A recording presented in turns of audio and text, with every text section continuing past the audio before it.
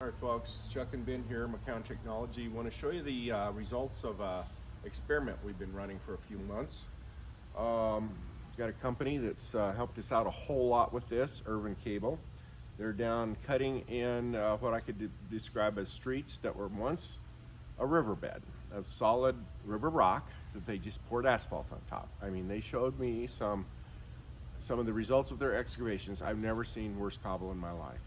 We're talking literally river rock with maybe dirt filling in the spaces between the river rock, burning through blades. No blades they used would last, a few thousand feet. So I said, I've got some ideas I'd like to try, and I'll just send you a blade. Would you please do me one thing? This is all I ask. Just send me some photos every day of some of the teeth on it and see how it's doing. And so they did. Now let's take a look at some of these teeth and let me talk about some of these teeth. This is about what a 1-inch tooth kind of looks like, but this is a 2-inch cut blade, okay? Let's just take a look at some of these as I roll these around here. None of these were 1-inch teeth, all right? None of them when it started. Now this has got almost 30,000 feet on this blade and it's never been touched. But I've got a variety of experimental teeth on here. Patent pending. I want to make sure everybody understands that, mostly my competitors. All of our experimental teeth are patent pending. So copy my design at your own risk. But anyhow, you can see the difference between these different designs. Now check this one out here. That one's close to how it looked when it left our shop. Okay. See some others here. One of the really bad ones. Let's see. These are really bad. I mean, this is probably the worst one on the whole blade right here. You see how badly the sides wear? That cobble in that ditch is just grinding the crap out of the sides of the teeth. And we had the hard facing. You can still see some remnants of it. The blade hasn't thinned a whole bunch. It's thinned a little bit. So the hard facing we put on the sides of the blades are doing a good job. Do you know if we put double hard facing on this one or just single hard facing? Single. Single. But what I want to call attention to is the fact that this is what I would say is our standard tooth. This is what when you buy a 2-inch blade from us, that's what it looked like when it left the shop, okay?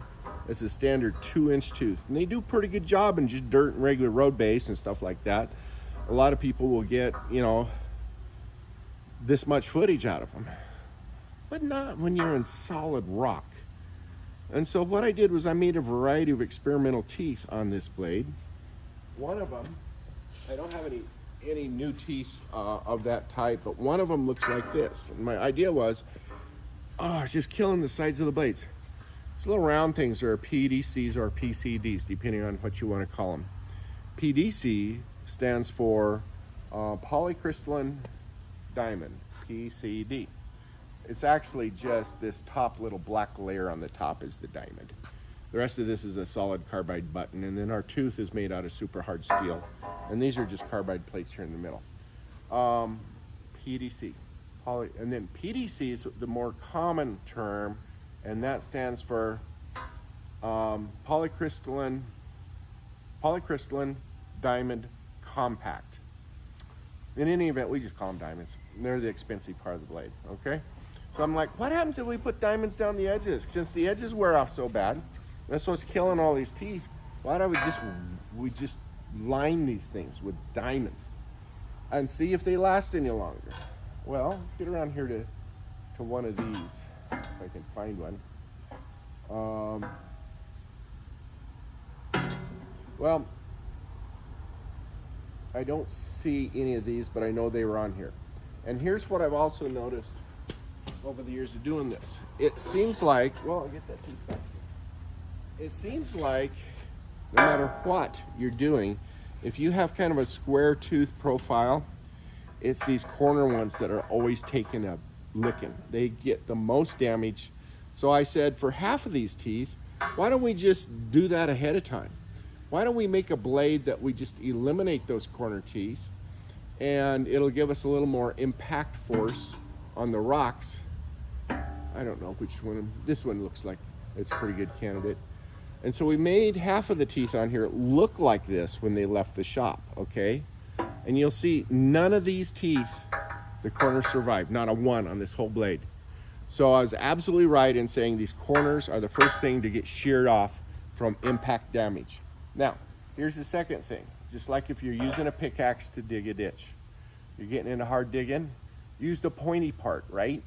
Because it has a sharper point, puts more impact onto whatever you're digging. It doesn't go as fast in a pickaxe anyhow. And then when you really want to make a lot of progress, use the broad end of the pickaxe. Well, I think the same thing applies to really hard digging. Hitting the stones. I think if you have less, when it first comes in contact with the stone, if you're just presenting a narrower point of impact, just here, instead of all the way across, if you're hitting stone with just these two center ones, I think it fractures the stone better. We've done experiments also with a 1-inch blade, and I've got another video coming about that. Of the same thing. We've done the same exact experiment, and anyhow, we're talking about the 2-inch cut blade today, but if you could see this profile right here, where it's lined with the PDCs down the sides, the diamonds, keeps the sides from wearing out. We remove these two teeth, or two diamonds that are the ones that are always taking the damage, and you spin this around and you see these things are surviving. Okay, they're surviving, and we're talking almost more than 29,000 feet, almost 30,000 feet. This blade's never been back. It's never been back for any work, any rework, any hard facing, anything. It's just crazy. With regular blades, they were getting like 4,000 feet out of them. So that's to me, I never could have believed it could have turned out this well. So what we're going to do is we're going to fix this blade back up. We're going to replace the worst teeth, and we're going to put all of what we call a cobble buster teeth in. We were just calling them the shark's tooth, and we were calling this one the cobble buster tooth. But I think this is an experiment that we learned from, and we will probably never make any more of these. So going forward, it's this cobble tooth that we're going to be putting on things, and all of these just standard teeth, they're going to be cut off and replaced with the good ones. And we're going to refresh the sides with the hard facing. We've got some chalky blocks we might put on the side. I don't know. Might just put 1 or 2 chalky blocks on. They're a different type of. It's a white cast iron, and it's very hard. It's hard, Rockwell hardness up in the 70s, which is, you know, it's harder than hard ox. It's as hard as the hard facing that we put on these things, and they're just plates that you can weld on. So we're going to put a few of those on, see how those help the side wear. But we're not really on a blade this wide. What we've noticed is the thinning doesn't happen nearly as bad as the narrow blades. The narrow blades, the wheel of the blade takes a lot more of wear right in this area where we always focus all of our hard facing. But these really wide ones, it's the teeth that you've got to try to make long-lived. So we really appreciate Irvin Cable, Joe DeLorenzo, Graham Zink, a couple other guys. Enrique's one of them, Sean's one of them. Had a whole crew working with me, exchanging emails and photos and shipping blades back and forth. And these guys have been fantastic to work with. And they gave me permission to use their name. So you guys can, if you want to call one of them, says, this Chuck McCown full of shit. Well, I don't know what they're going to say, but at least I have their permission to use their name. So anyway, so long for now from Lake Point, Utah.